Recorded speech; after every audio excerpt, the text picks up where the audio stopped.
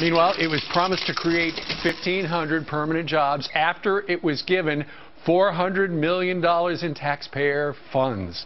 Well, earlier this month, Abound Solar filed for bankruptcy, adding to the list of failed green energy companies. And now the entire company and government loan is under investigation. General Issa is the chairman of the House Oversight and Government Reform Committee.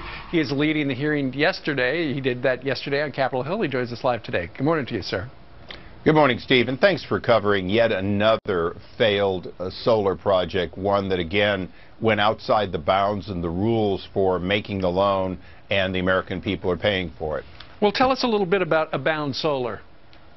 Well, I think the most important thing that we saw was the discovery of Jonathan Silver and his various other Department of Energy employees deliberately producing an outside web of private emails in which they exchanged documents, strategized on how to get these loans approved, and so on. Something that is, first of all, a violation of the law, but second of all, is somehow being used as an excuse that the Department of Energy doesn't have enough money, doesn't have enough technology in order to have an effective internet-based email system.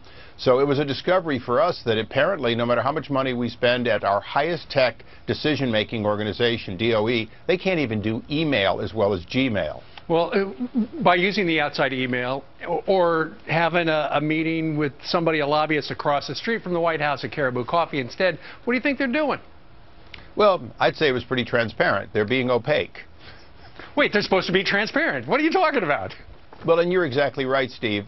By circumventing these systems, they're taking things out of what is statutorily required to be there. In other words, everything that happens in administration is available for the American people eventually, but it's supposed to be available for congressional oversight sooner. And as we read these emails, we see, again, a strategy of how do the ends justify the means? How do we make sure that we get these loans to these companies, whether or not they deserve them, whether or not their financial plan is solvent, whether or not they're really going to make money without a series of subsidies and the like. One other thing, a video has come to light where apparently the acting ATF, Alcohol, Tobacco and Firearms Director, sounds like on a video he's talking directly to whistleblowers, saying there would be consequences if they do something wrong.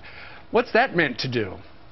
Well, it was scary, and Senator Grassley and I both sent a letter jointly because we're very concerned. What it appears to be is a not-so-veiled threat telling the 1,800 men and women of ATF not to do what they did to expose Fast and Furious. It was whistleblowers going outside the chain that let us know of the wrongdoing of the U.S. Justice Department and Eric Holder's employees. He's basically saying, no, keep it in the chain. You know, Steve, we saw them go through the chain and be told, just keep doing the same thing. It was only leaving the chain that exposed it. All right. Congressman, thanks very much for bringing this to our attention. Thank you, Steve. All right.